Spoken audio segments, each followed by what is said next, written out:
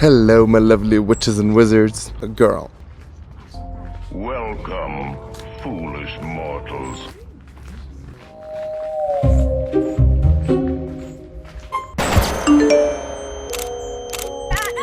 These spots are on my nerves. Today I want to talk to you about the death of intuition and why it's important in the Big 26 and in your life especially.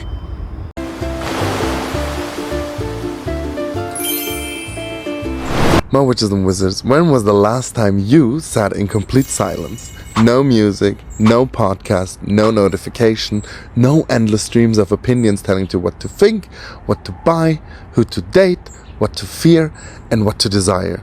Just you.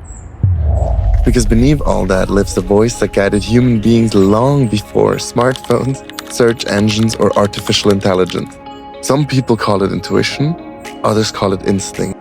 Whatever name you give it, most of us have forgotten how to hear it. And in a world that profits from keeping your attention elsewhere, I don't think that's an accident.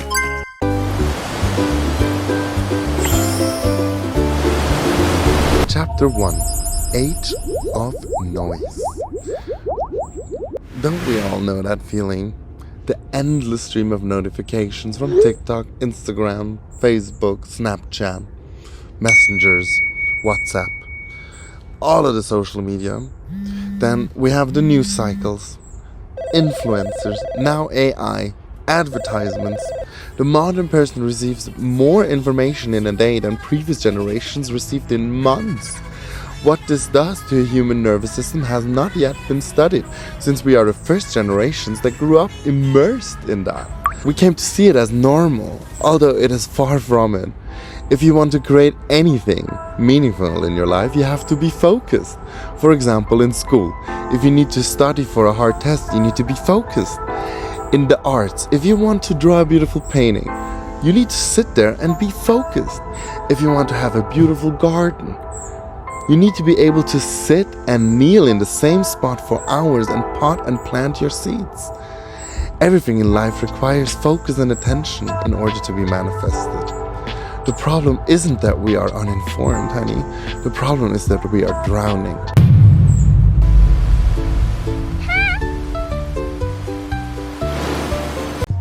Chapter 2.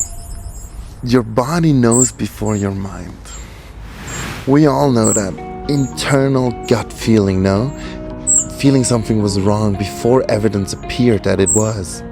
Instantly trusting someone when you meet them for the first time. Instantly distrusting someone when you meet them for the first time as well. Knowing a relationship was ending before words were spoken. Your brain processes enormous amounts of information unconsciously. Your intuition is often pattern recognition beneath awareness.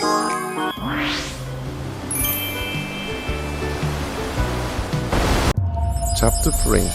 Fear versus intuition. How do you tell the difference? It is sometimes very difficult because if you are immersed in fear, your intuition gets blocked because your intuition, and we will get into this, has a very different tone and vibration to it, and is easy in this world to get drowned out by all the other noises that are more demanding or seeming to be more demanding in that situation, because for the simple reason of they are louder. For example, fear sounds like panic, urgency, catastrophe, but your intuition sounds like quiet certainty, beautiful contrast. But that sometimes can be very overwhelming. I myself am sometimes still struggling with that because it is not easy. It is sometimes very difficult to ascertain what is what, because the powers that want to be or have been also make it not easy for people to follow their intuition because they got bred in a system that teach them to suppress that voice. They get told by all the advertisements and entertainment that human nature or intuition is fallible and you should trust the experts always before yourself. And that makes it not easy if you don't find that deep inner guttural knowing that you are a divine being and you can achieve and be anything you want. So yeah, trust and believe into your intuition, because it will never guide you wrong, even though maybe it sometimes feels counterintuitive or counteractive to what you're trying to do or achieve. Sometimes weigh your options and listen, and then you can be better prepared. Because it's like a muscle. If you train it, it gets sharper and sharper and louder, and all the other voices get more ridiculous and smaller and quieter until you can leave them totally behind. Because yeah, you see in every inertia how small and limiting they were, let's say, and low vibrational. So that is super important.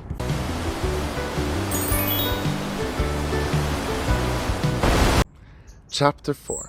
Death of Silence.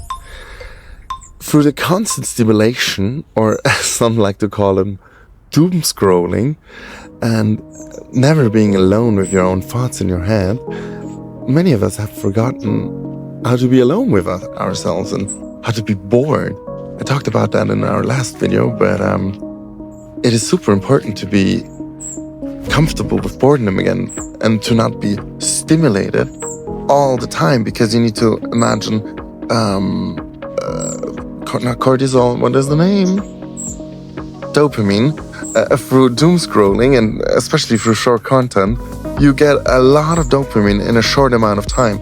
So to be stimulated again, your brain needs the same amount of dopamine on that level in that short time again to feel like it was worth it. So your dopamine's up here all the time, and you see that as entertainment. But what that does is it takes away your ability to grow into something, to focus on something, to work on it until it becomes rewarding.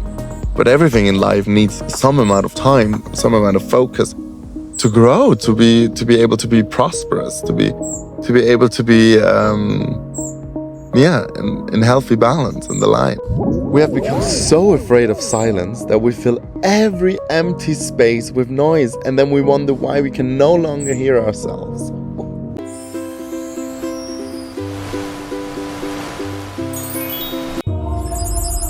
Chapter 5. Reclaiming your inner compass. I'm gonna teach you here now practical steps. No, raise your vibration, do the manifestation, honey, think positively, imagine it, practical. Instead, what you can do is go out and walk without headphones, journal, meditate some, less social media, time in nature, read a book you always wanted to read, or read an old book you haven't read in a long time.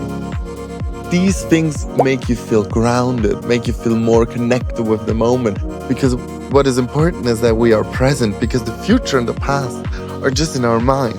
The only real moment is now. So now you can achieve anything, but you need to be present in the now. And that is what is always trying to get our focus out of the now. Fear of the future, or resentment or guilt of the past. And both are not good. Both need to be released and be emptied, because they keep you from living your life. You're like in the lobby of your life trying to wait for someone to pick you up and get you going. But honey, it's your lobby, it's your life. Get out of there, get out there, create, do stuff. Vibrate high, have joy, do the things you want to do. Do it alone if no one wants to come, but go do it. And these are the practical steps. Everything else will fall in line, Everything else will be okay. The greatest tragedy of modern life may not be that we've become disconnected from nature. It may be that we've become disconnected with ourselves. We trust algorithms more and more to tell us what to watch, influencers to tell us what to believe, and strangers to tell us what we should become. And somewhere along the way, we stopped listening to the voice that has been with us since the beginning, our own. Maybe intuition isn't a mystical power. Maybe it's simply what remains when all of the noise finally falls silent. Well, witches and wizards, I hope this helps, and I hope, you can take some of these lessons with you to your next potion class or herbology. And you go out there and create your magical life and get back here and tell us what it did. See you, Ollivander.